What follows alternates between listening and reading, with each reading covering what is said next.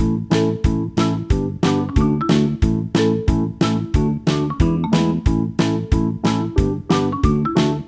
बच्चों, कैसे हैं आप सभी। मैं आशा करती हूँ आप सभी स्वस्थ और प्रसन्न होंगे।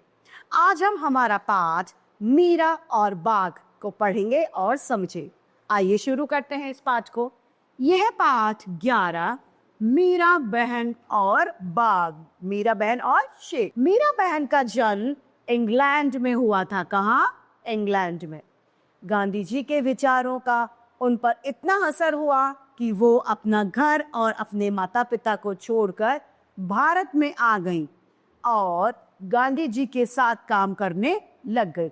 यानी वो गांधी जी से प्रेरित थी। गांधी जी की अहिंसा वाली बात, लड़ाई नहीं लड़ने वाली बात उन्हें बहुत ज़्यादा पसंद थी। जिस प्रकार से गांधी जी सत्य बोलते थे, वो बात इसी पे ये प्रेरित हो गई और वो इंग्लैंड को छोड़कर भारत आ गई और गांधी जी के साथ में काम करने लग गई। आजादी के 500 साल बाद उन्होंने उत्तर प्रदेश के एक पहाड़ी गांव ग्यावली में गोपाल आश्रम की स्थापना की।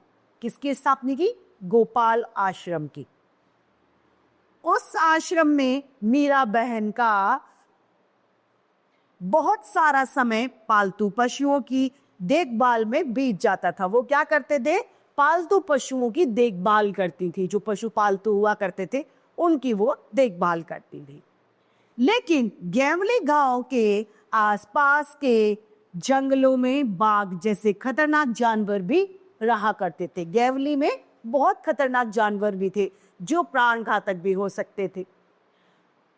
पहाड़ी गांव में ज्यादातर बाघ का डर बना रहता है। किसका? बाघ का डर। जंगल कटने के कारण शिकार की तलाश में बाघ कभी कभी गांव तक पहुंच जाता है।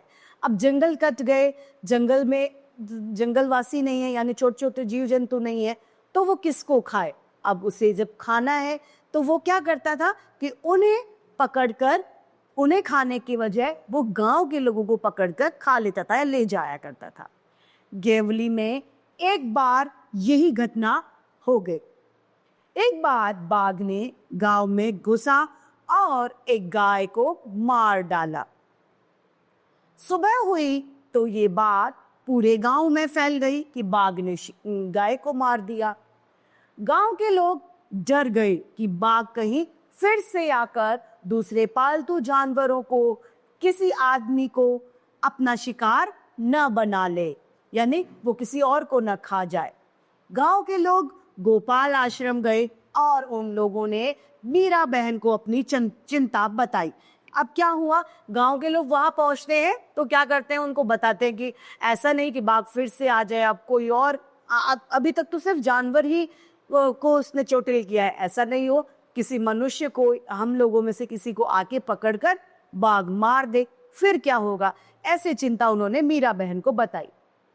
गांव के लोगों ने आखिर में अंत में यह तय किया कि बाघ को कैद कर लिया जाए, यानी अब बाघ को पकड़ लिया जाए, ऐसी योजना बनाते हैं। उसे कैद करने के लिए उन्होंने एक पिंजरा बनवाया, यानी एक केज बनवाया, केज, ताकि वो उसमें कैद कर ले उस बाघ को।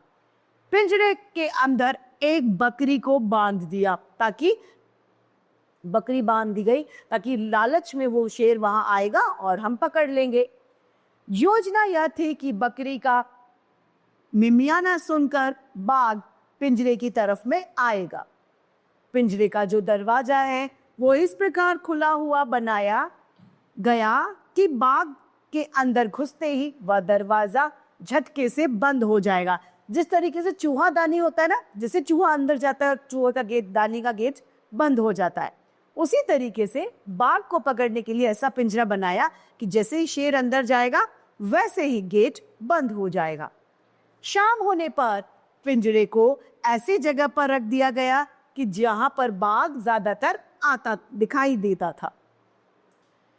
यह जगह मीरा बहन के गोपाल आश्रम से ज्यादा दूर नहीं थी, यानी वहां से पास में ही थी। रात बीत जाती है, सुबह की रोशनी होने लगती है, लोग पिंजरा देखने निकल पड़ते हैं।